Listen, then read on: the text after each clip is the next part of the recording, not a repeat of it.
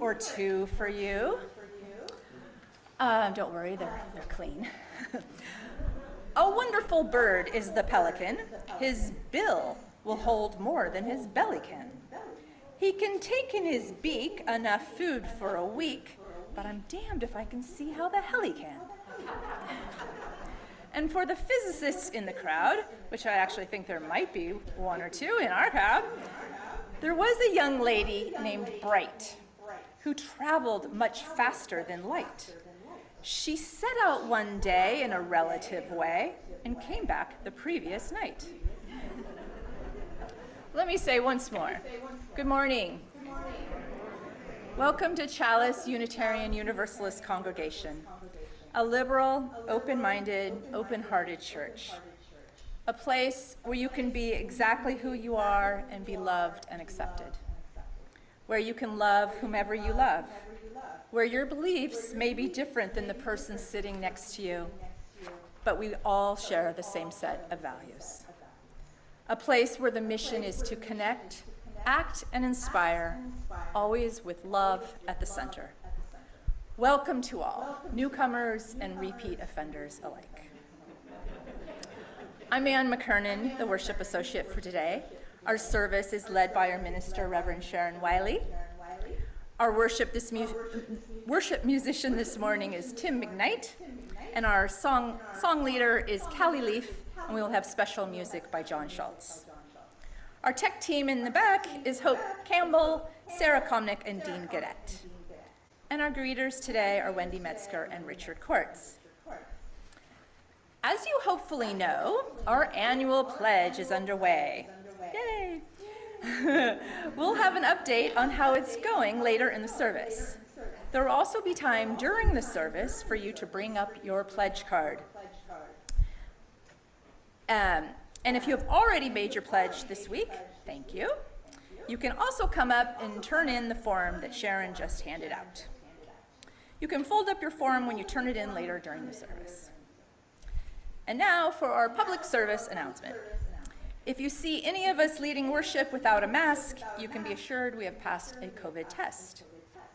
You may notice that we have the windows open along with other precautions to promote COVID safety. However, if you feel uncomfortable for any reason, you are welcome to step outside where you will be able to hear what is happening inside while on the courtyard. And lastly, we love to see newcomers joining us in worship. If you are interested in the groups and activities we offer, please make sure to give us your email address and you will receive our email newsletter and e-news calendar.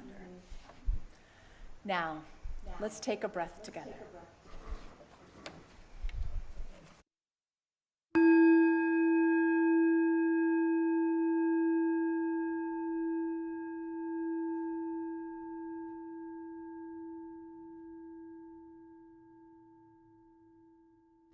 We acknowledge that our service is taking place on the stolen territory of the Kumeyaay, meaning humans or people, and the Payamkawishim, meaning Western people.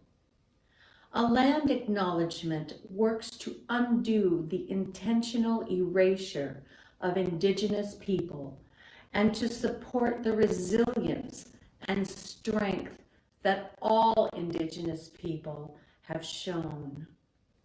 We acknowledge the original inhabitants as a first and critical step toward learning and working with Indigenous communities to secure meaningful partnership and inclusion in the stewardship and protection of their cultural resources and sacred homeland.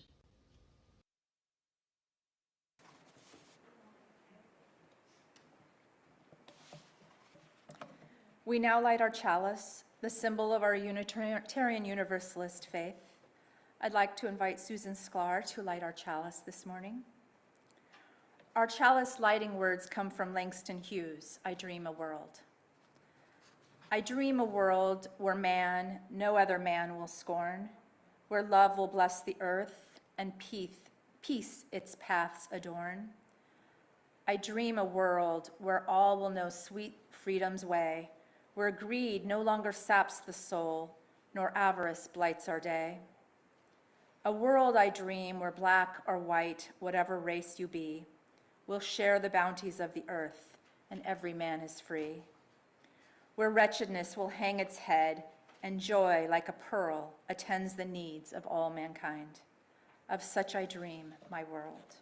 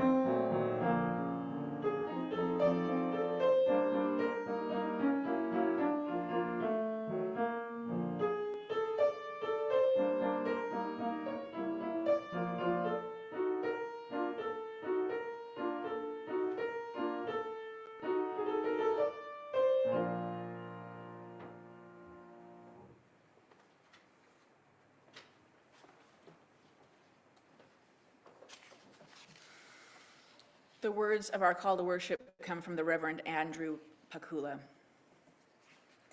Come into this circle of community. Come into this sacred hour. Be not tentative. Bring your whole self. Bring the joy that makes your heart sing. Bring your kindness and your compassion. Bring also your sorrow, your pain. Bring your brokenness and your disappointments. Spirit of love and mystery, help us to recognize the spark of the divine that resides within each of us. May we know the joy of wholeness. May we know the joy of being together. Let us worship together. You're invited to rise in body or spirit to join in singing.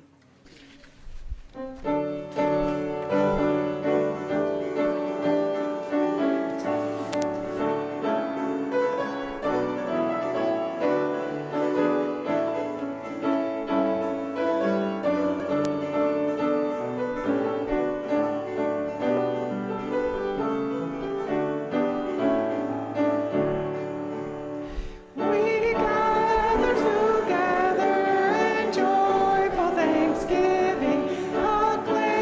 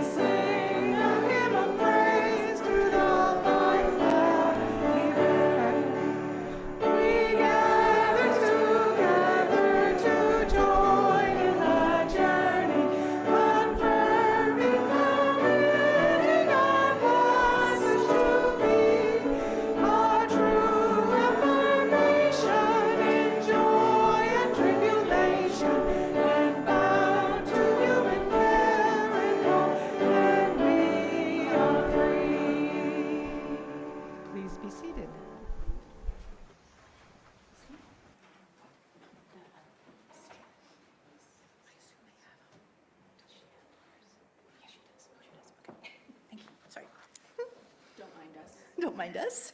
Just a little secretive talking.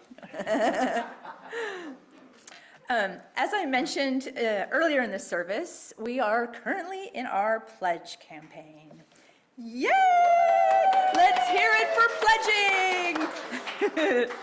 pledging! We started our pledging time, though there is never a time you can't pledge, on March 26th, and we will continue until April 16th, when we will have a fantastically fun party on that Sunday to celebrate each other and how awesome we are. Lots of people have different reasons on why they pledge and how they make pledging a priority. Let's listen to one of our congregants and board member, Amber Vlasnik, tell us her thoughts.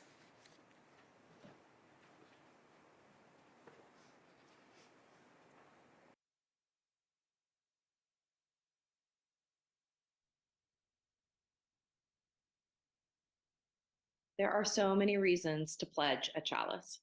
Tom's letter and my fellow board members are sharing some really wonderful reasons why they pledge, and I echo many, if not all, of the reasons that they share. I also have an additional one, and I also have a huge amount of gratitude to the Chalice community for the experience that Chalice creates for my kids. The pandemic was really tough. We were fortunate to have been a part of this Chalice community before the pandemic, and so went home with connections already in place for many years, right? As we all did.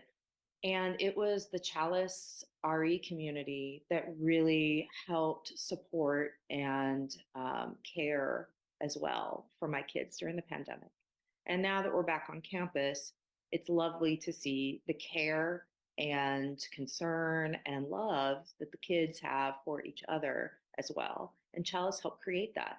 These kids go to all different schools across the area. They see each other on Sundays. And the community that Chalice has helped them to build and support and nourish is the kind of community I wish for all of us in our lives. And I'm so proud to be a part of the Chalice community and to help support it financially with a pledge.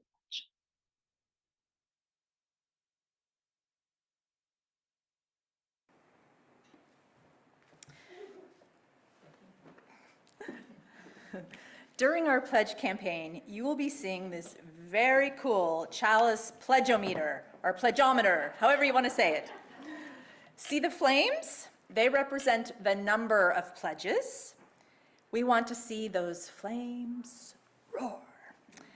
And the body of the chalice represents how much of the essential cash we have brought in.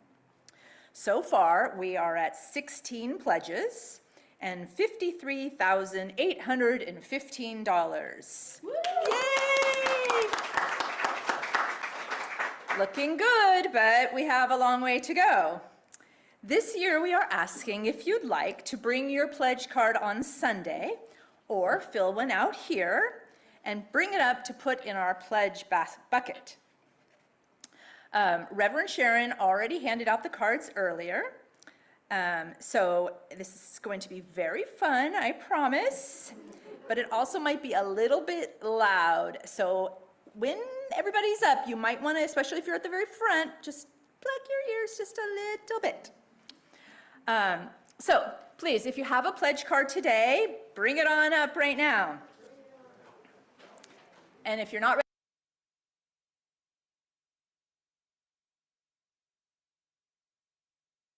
ready today, bring it next.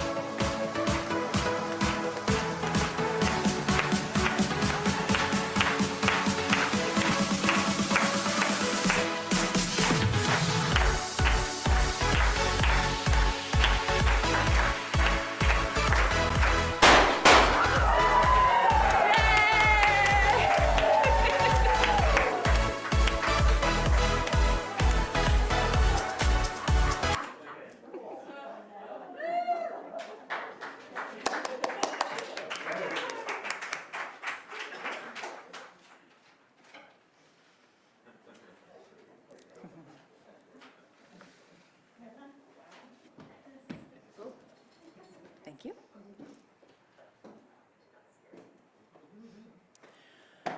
Rupi Kaur writes in her poem, Community, "When the world comes crashing at your feet, it's okay to let others help pick up the pieces. If we're present to take part in your happiness when your circumstances are great, we are more than capable of sharing your pain." We will now share and honor our joys and sorrows.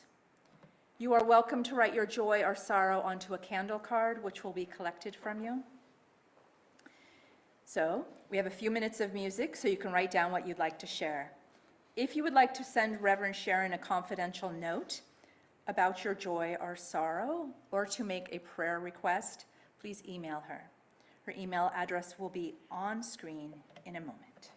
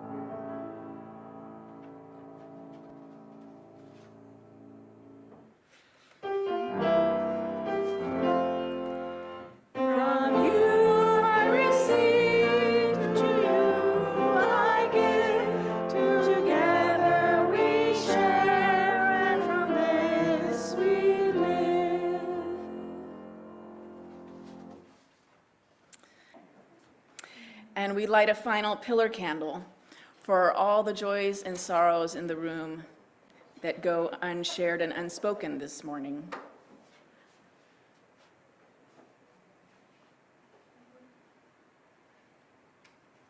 These too are held in the love and support of this community. And now, a story.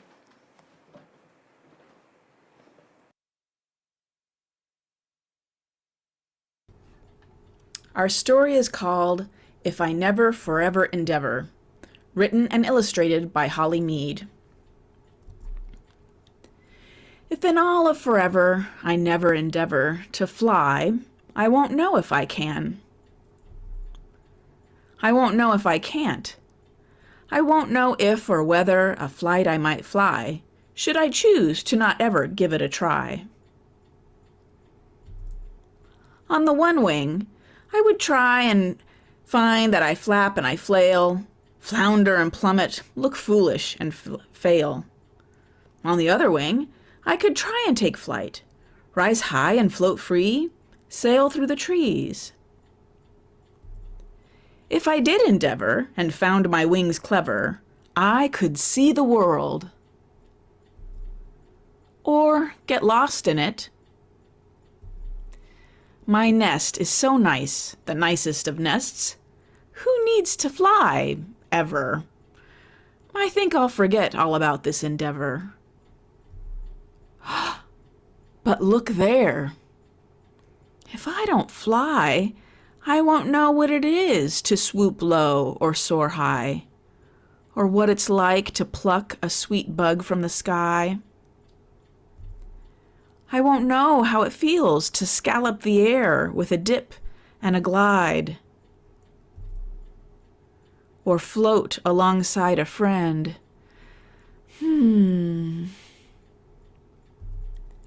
I suppose I could try a little flap, a flutter, or two. Flutter, clap, flap, thud, shump, flap, flap, flap, flutter, flap, flap. Fly! Look at me! I'm dipping and gliding and daring and flying. If I hadn't endeavored and found my wings clever, I never a sky would have scaled, never a world would have seen, and never a friend would have found. Friends of a feather, I say endeavor and fly.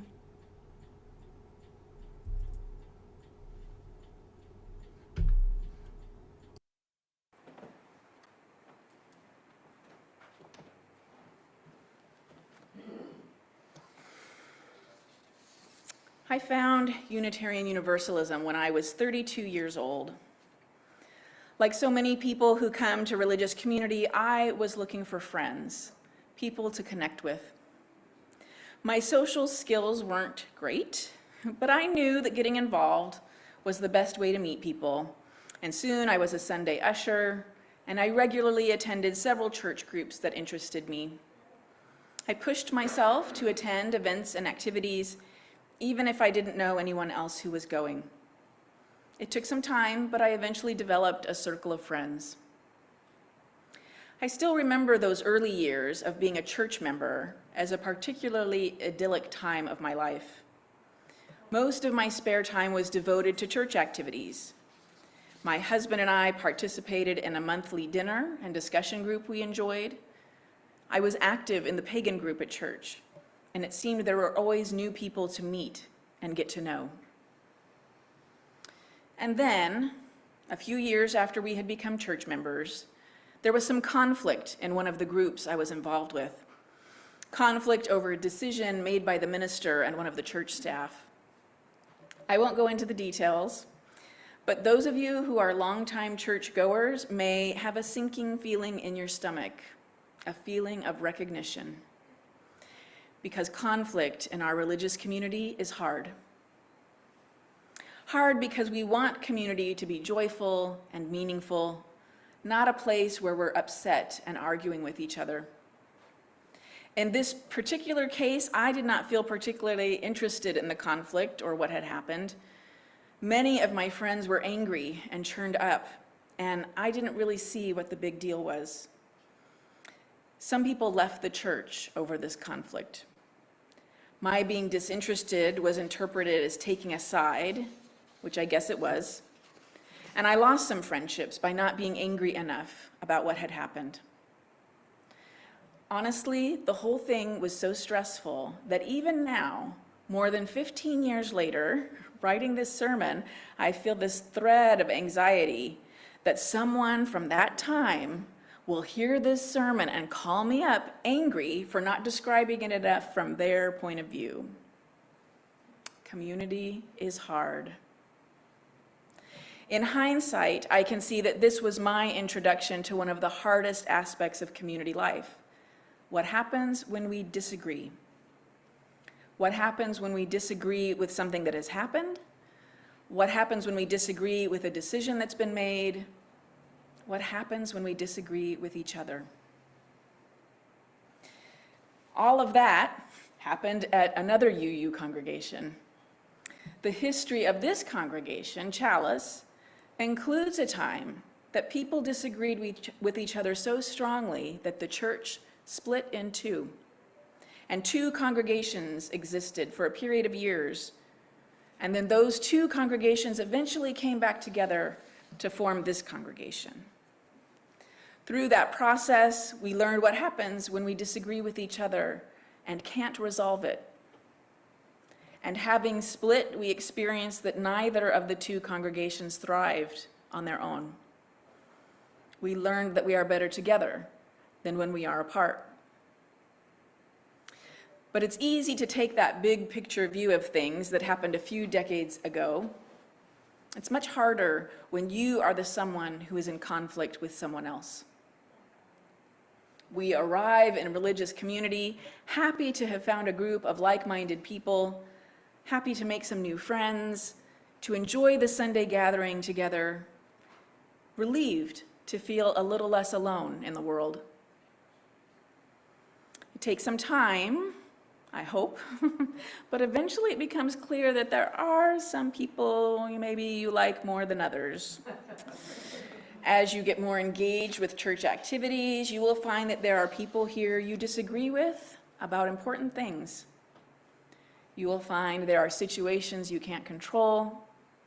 You will find that sometimes there are outcomes you don't want. Being in community together, any kind of community, not just religious community, being in community together is finding a balance between the needs and the wants of the individual and the needs and wants of the collective. None of us here get to have everything just the way we want it to be. Not even me, not even the president of the congregation. I'm talking about religious community right now, but I could be talking about the community that forms between friends or among neighbors. None of us get to have everything our own way. Religious community is an intentional community. We are here by choice to be together, not neighbors who live near each other or family members, although we can also form families by choice and with intention. You may have other intentional communities you're part of, but I'll be surprised, you can let me know, I'll be surprised if you are part of any other community that talks as much about relationship and conflict resolution as we do. Because we expect there to be conflict and disagreement in our communities. We are diverse people, often with strong opinions. Having strong opinions may be one of the unifying qualities of Unitarian Universalists. Our goal is not to avoid conflict. Our goal is to stay in relationship with each other to resolve conflict. None of us get to have everything our own way, and how we sort out our feelings about that is actually really important.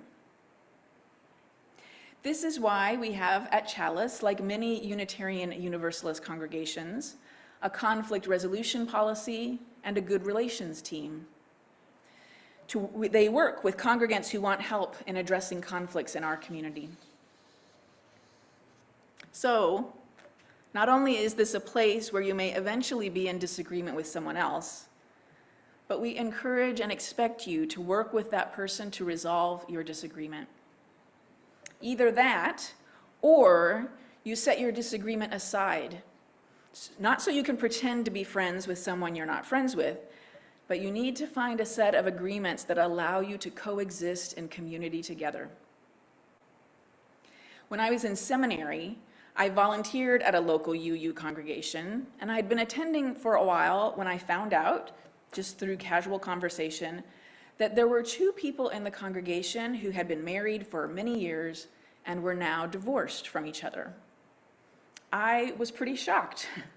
I knew both of them and had never had any idea that they had that connection, and they weren't raising children together in the congregation, so all of that was invisible to me. They weren't chummy with each other, but they weren't hostile either. They had a different circle of friends and activities from each other. Their religious community was important to each of them, so they had found a way to be in community together, even though they were no longer a couple.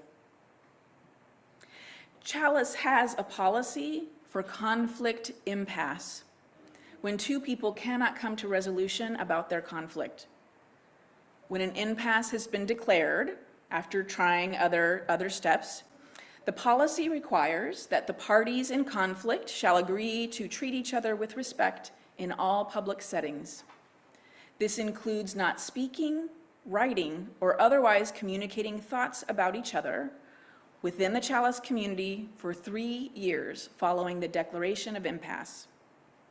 It is understood that commiseration with a confidant, and that's meant to be one confidant, is not a violation of this agreement unless the commiseration devolves into gossip or alliance building. I appreciate this policy recognizes that not all conflicts are able to be resolved. Sometimes you just have to agree to disagree. So I've spent some time describing the hardest of the hard times when a group of humans come together. The conflict, the stress, the feeling sick to your stomach. I understand why people sometimes leave rather than trying to work it out. Still, I think that leaving is often, not always, but often a mistake. Because the skills we build when we stay in relationship with each other and work to resolve conflict, those skills make us better people, more resilient, and more emotionally mature. This is not a perfect community, and none of us in it are perfect people. We're going to have times when we let each other down. But we aren't here to pretend to be perfect together. We're here to try and be better and do better, to try to live into our ideals, to acknowledge our mistakes when we can, to apologize when we can find the words, to do the hard work of talking directly to the people we're mad at. It is messy, messy work.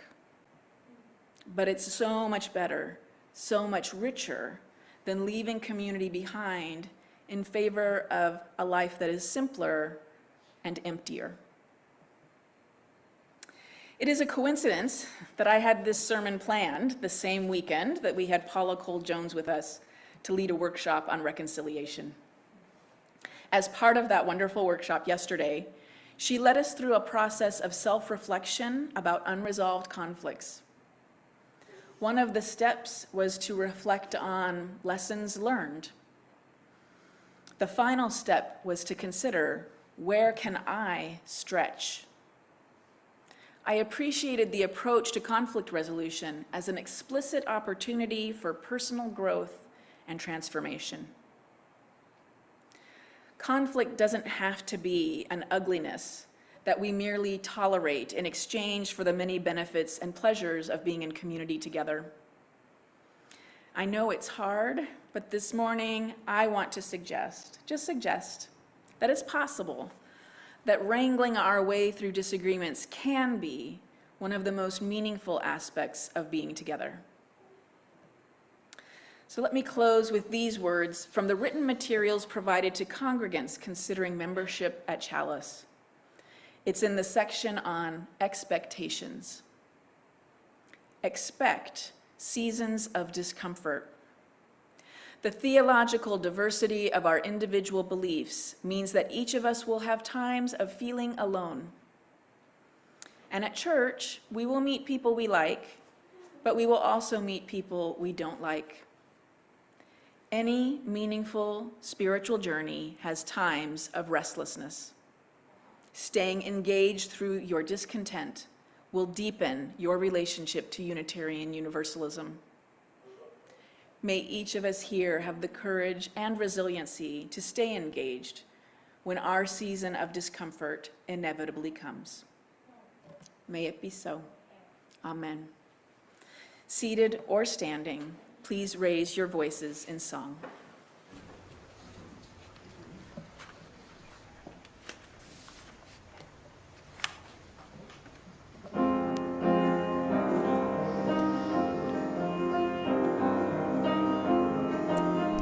We'll sing this through twice.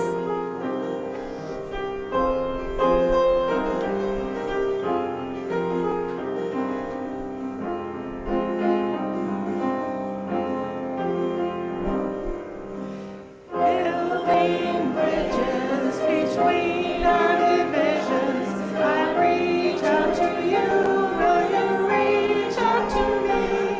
With all our voices and all of our visions, friends, we can make such sweet harmony. Building bridges between our divisions, I reach out to you, will you reach out to me? With all our voices and all of our visions, friends, we could make such sweet harmony. Please be seated.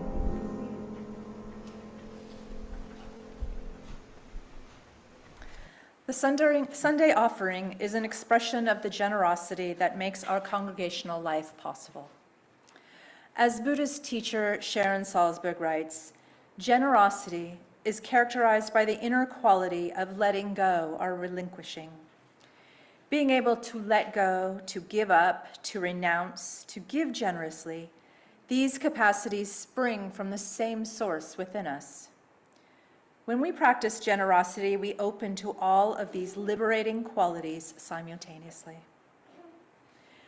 Please text your donation to Chalice. If you haven't texted a donation before, know that once you text the amount, you'll get a reply with a link to follow to enter your credit card information. If you have already entered this information previously when you've donated, you won't need to do it again.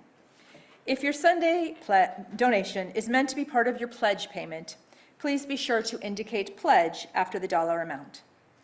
The phone number for text donations will be seen on screen in a moment. If you prefer to make an in-person donation of cash or check, there are envelopes and a donation box to the left of the chapel double doors. You can leave those donations after the service. Sorry. Please give generously.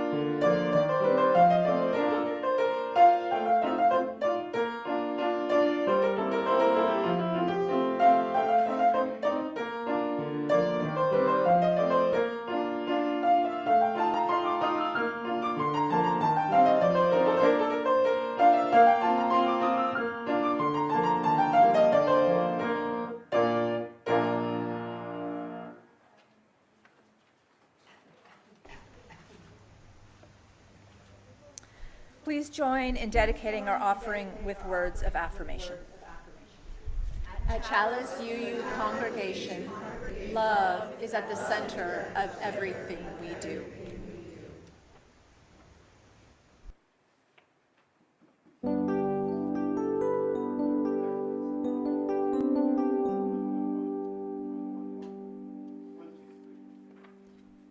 1, 2, 3, 4. There we go.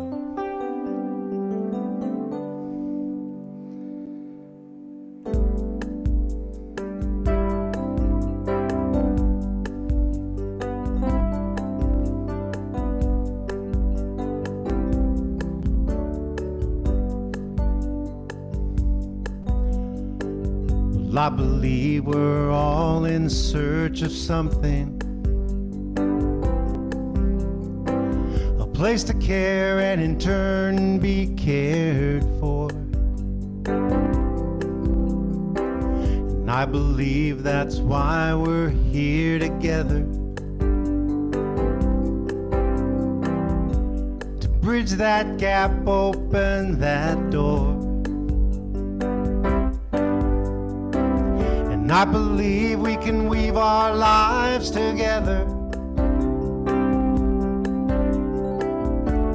joy and sorrow strand by strand.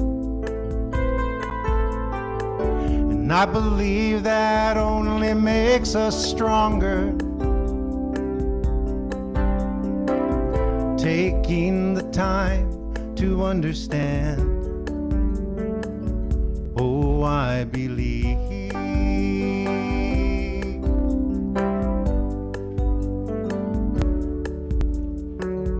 And I believe in the power of forgiveness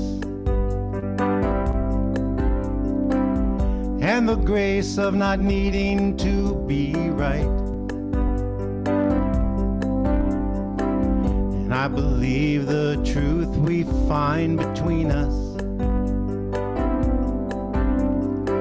can lead from the darkness to the light. And I believe there is no higher power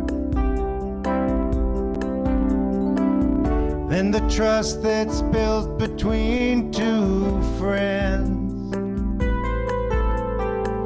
And I believe we only have this moment to make a choice and take a stand. Oh, I believe.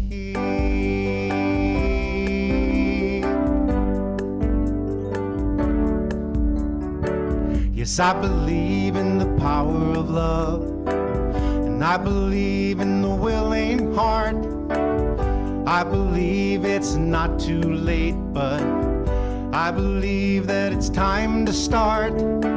Yes, I believe in the power of love, and I believe in the willing heart. I believe we all have a place, and I believe we are works of art. I believe, I believe.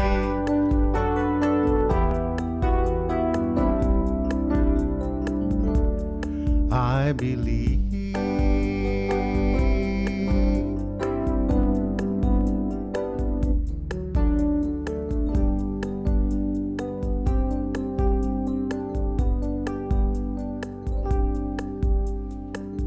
Then I see the walls we build between us,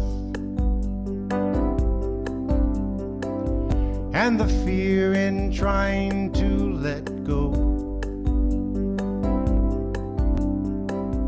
of the pain and guilt we carry with us,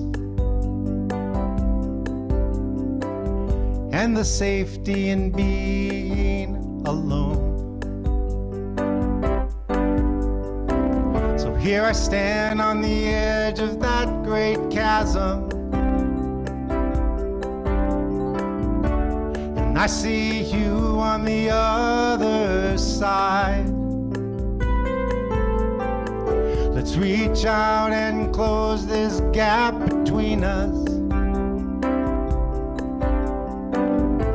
and may these words be our guide.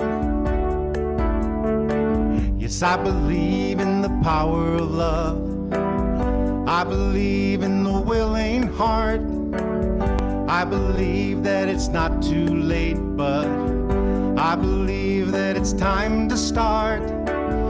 I believe in the power of love, and I believe I believe we all have a place, and I believe we are works of art. I believe, I believe, I believe, I believe.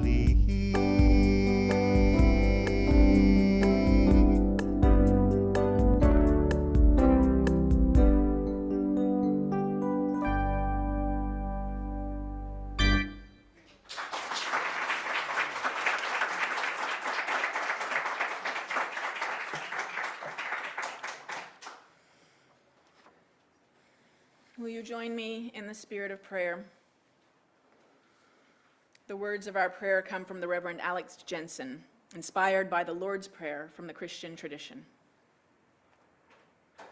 Spirit of life and love, holy God, source eternal, in our midst yet still ever so elusive, to breathe your sacred name is a blessing. Your world become, your will be done here on earth, inspired by our aspirations to do and be better people. May we have all that we need to survive, live, and thrive.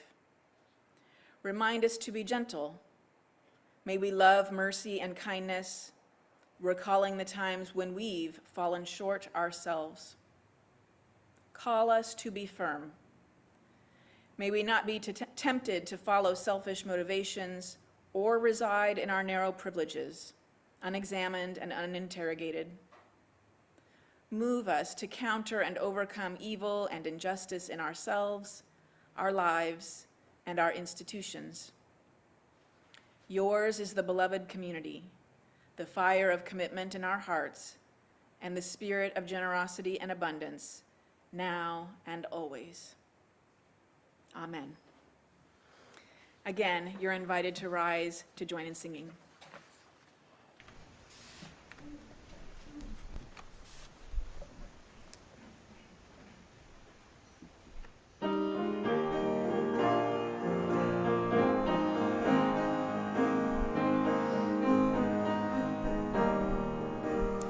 When our heart is in a holy place, when our heart is in a holy place, we are blessed with love and amazing grace.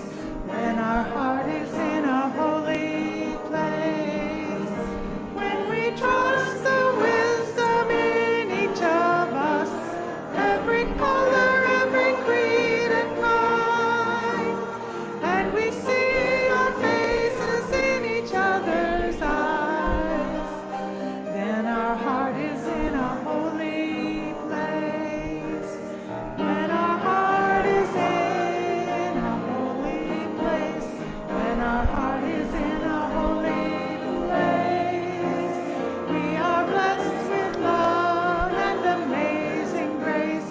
When our heart is in a holy place, when we tell our story from deep inside, and we listen with a loving mind, and we hear our voices in each other's words, then our heart is in a holy place.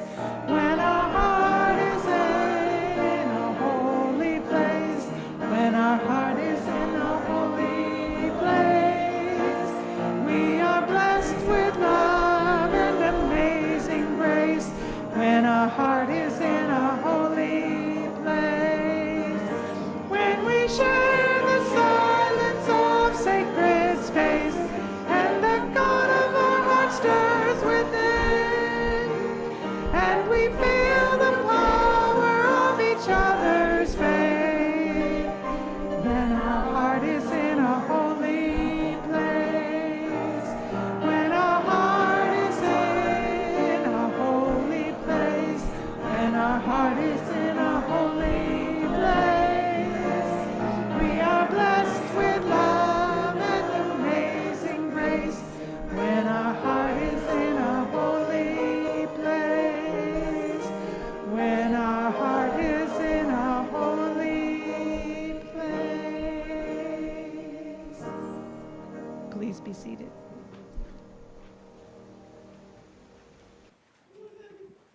Our closing words are the same words I chose when I was the worship associate a few weeks back.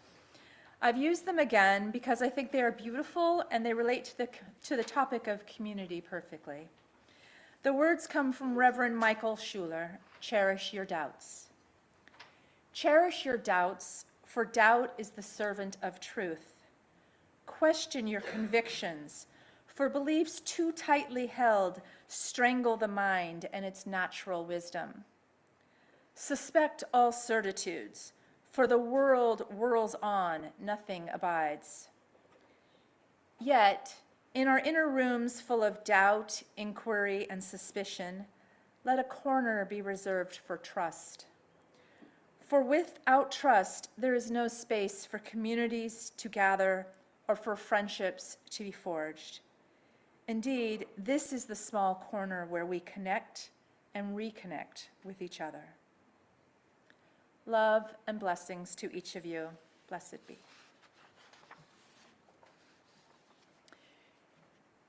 You are invited to close our time together by singing the well. After our closing hymn, please return to your seats for a brief announcement.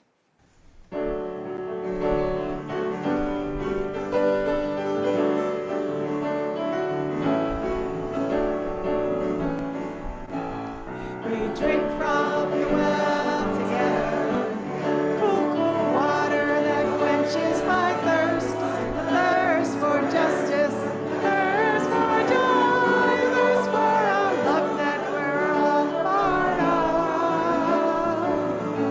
We drink from the well. We drink from the well together.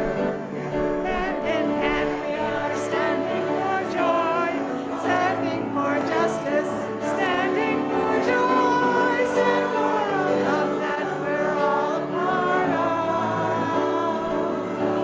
We drink from the well. Open the doors to the world outside, spirits renewed from within.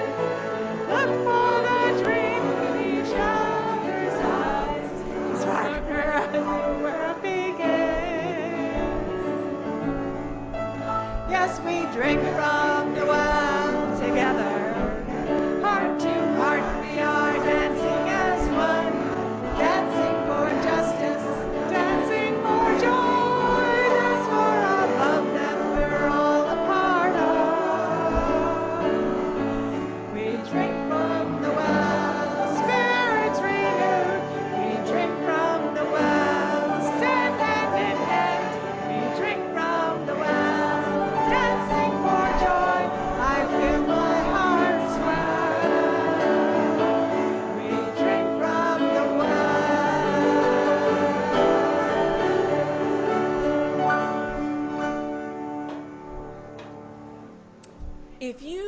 If you are someone who takes satisfaction in returning chaos to order, there is a role for you after the service. We have found that brooms work better than a vacuum, so if you like to sweep, let me know. You are invited to enjoy social hour on our courtyard where masks are optional. Coffee and refreshments are waiting for you on the far side by the hub kitchen. Please enjoy.